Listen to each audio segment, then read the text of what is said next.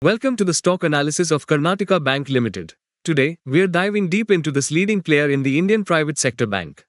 We'll cover their business segments, financials, operational network, management outlook, and key strengths and weaknesses.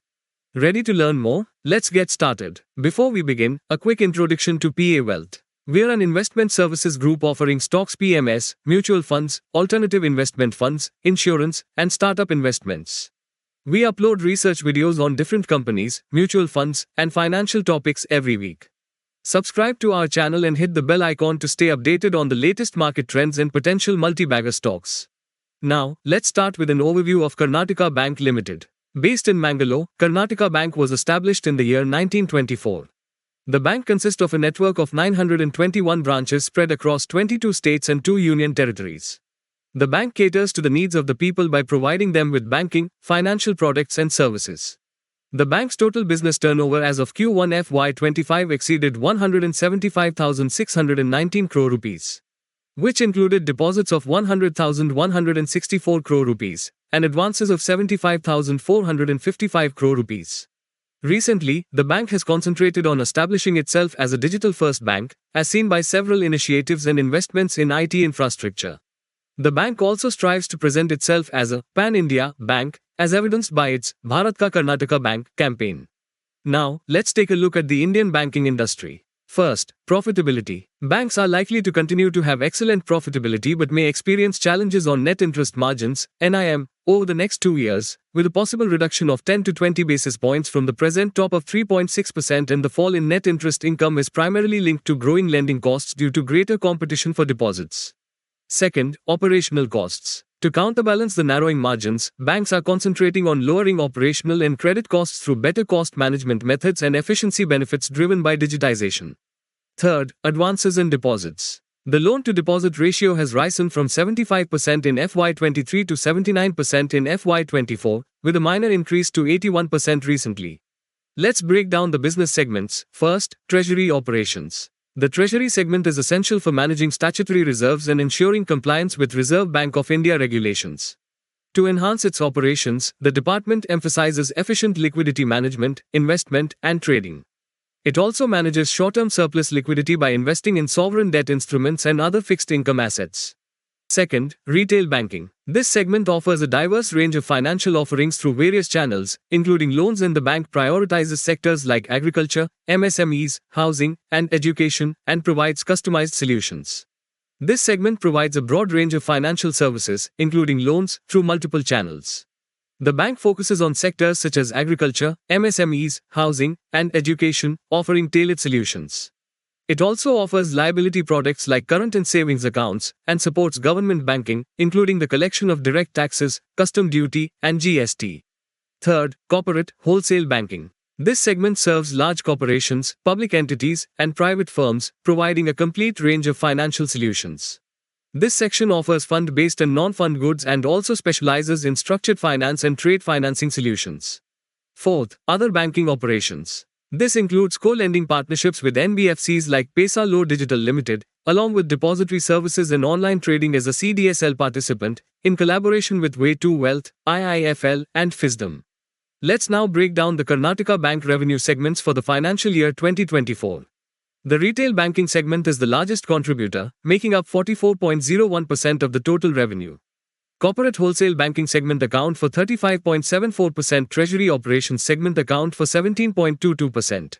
Lastly, other banking operations segment make up the rest 3.04% of the revenue. Now, let's take a look at the operational network of the bank. The bank operates 940 branches and 841 ATMs. It recently implemented a cluster-based management approach, organizing its branches into 51 clusters to enhance operational efficiency. Additionally, the bank restructured its management hierarchy, allowing sales and coverage teams to function independently from the branch network. Every bank branch contributed to deposit growth as the network increased to 940. Most branches reported increased retail term deposits, CASA growth, and liability products. To increase CASA growth, the bank will launch new bundled CASA services in the next 2 quarters.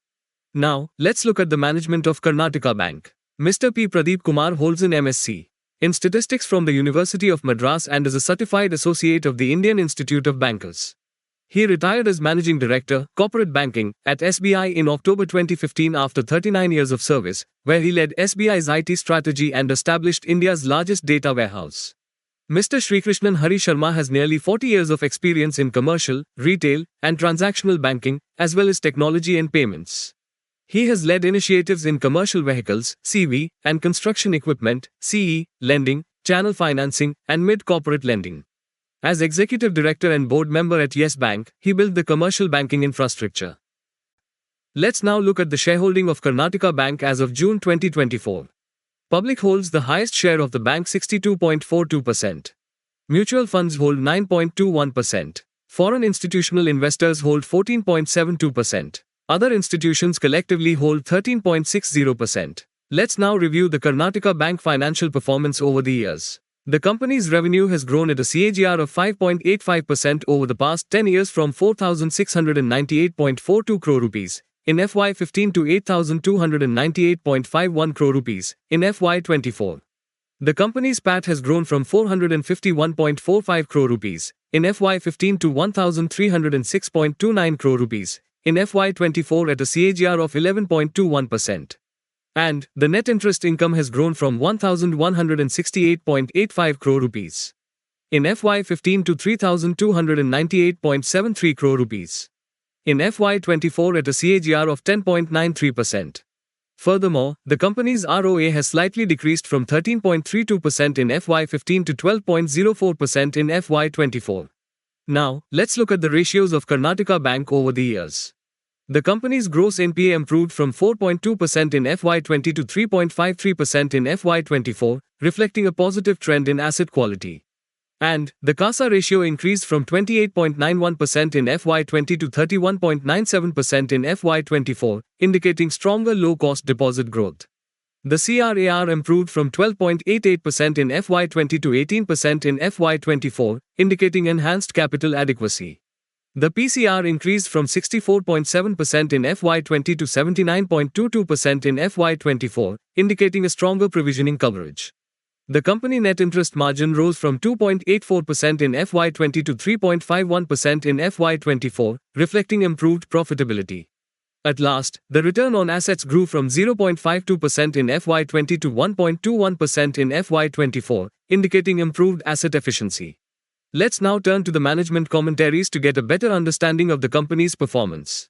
The bank achieved its highest ever business turnover and net profit in FY24, standing at 171,059.49 crore rupees and 1,306.28 crore rupees. Non-interest income surged to 1,318.92 crore rupees, a growth of 32.88% year-on-year. Despite a policy change to meet RBI requirements, the bank reported a record quarterly PAT of 400.33 crore rupees in Q1 FY25. Transition adjustments for securities are now added to the AFS reserve instead of profit. The bank reached record gross advances of 75,445 crore rupees, up 3.36% quarter-on-quarter and 19.75% year-on-year. Gross advances grew by 2,454 crore rupees, with about 1,290 crore rupees from retail advances. The bank targets growth in mid-corporate, retail, agriculture, and MSME segments. Net interest margin increased to 3.54% from 3.32% in Q4 FY24, although it was low year-on-year due to higher cost of funds, which reached 5.57% in Q1 FY25. The cost-to-deposit ratio increased to 75.33% in Q1 FY25 from 72.46% in Q1 FY24, but the bank maintains excess liquidity. Treasury's excess liquidity will be lent out, expected to boost yields by 70 to 90 basis points and improve earnings in upcoming quarters. The Q1 FY25 provision coverage ratio was 77.97%, down 200 basis points from 79.22% in Q4 FY24. Management remains optimistic about asset quality and plans to increase provisions as profitability improves, aiming for a PCR of 80% in 2 to 3 quarters. NP as in restructured assets. Provisional technical write-offs stood at 2,900 crore rupees as of June 2024, with the bank expecting these amounts to remain uncollectible and possibly requiring write-offs in the future. In Q1 FY25, total additions, slippages amounted to 416 crore rupees, of which only 81 crore rupees came from the restructured book. Most of the retail restructured portfolio has been addressed, except for 10 to 20 bigger accounts. Notably, 91% of the restructured loan book is collateral backed, and the bank forecasts a declining trend in this portfolio over the next 2 to 3 quarters. A special team, supervised by the Credit Monitoring Department, has been deployed to handle these recoveries. Growth aspects. The bank is confident about future growth, particularly as rate cuts, projected earlier in the year, are now expected to occur in the immediate term. While the repricing of the bank's advances may not happen immediately, deposit refinancing could occur sooner, presenting a good opportunity for the bank. On the branch side, the bank has boosted its liability acquisition operations by boosting sales leads and deploying 300 plus CASA officers and feet on street staff for sourcing. With positive results, the bank aims to double this crew in the future. Now, let's discuss the strengths and weaknesses of the company. First, strengths. Improvement in capital adequacy levels boosted by equity infusion and continuous profitability boosted by profit growth and a 1,500 crore rupees equity raise through preferential allotment and QIP in FY24. Karnataka Bank's CAR and Tier 1 CAR rose to 18.00% and 16.17% as of March 31, 2024, from 17.45% and 14.18% a year earlier. By June 30, 2024, CAR and Tier 1 CAR stood at 17.64% and 15.94%, comfortably above regulatory requirements. Improved CASA deposits led to a more stable and granular resource profile.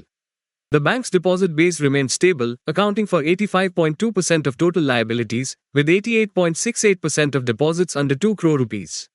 As of March 31, 2024, CASA deposits were 31.97%, slightly moderating to 30.54% by June 30, 2024. Increasing CASA share is key to securing deposits at competitive rates. External borrowings are limited to Tier 2 bonds, RBI, and other institutions.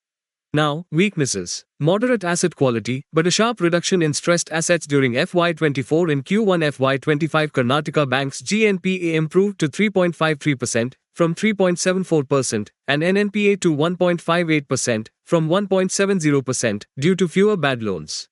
By June 2024, GNPA was stable at 3.54%, with a slippage ratio of 2.80%. Provision coverage was 79.22%. Restructured advances dropped to 1,395 crore rupees, and gross stressed assets fell to 5.39%, improving net stressed assets, net worth to 23.84%. Continues to be regionally concentrated. Karnataka Bank is a mid-sized Indian bank with a total business exceeding 1.5 lakh rupees crossing in FY24, projected to reach 1.76 lakh rupees crossing by June 30, 2024. Its operations are regionally concentrated, with Karnataka accounting for 45.77% of total credit exposure as of June 2024. The top 5 states represent 85.93% of total credit exposure, up from 83.16% last year. And that wraps up today's analysis. If you found this video insightful, give it a thumbs up and subscribe for more research-based financial content.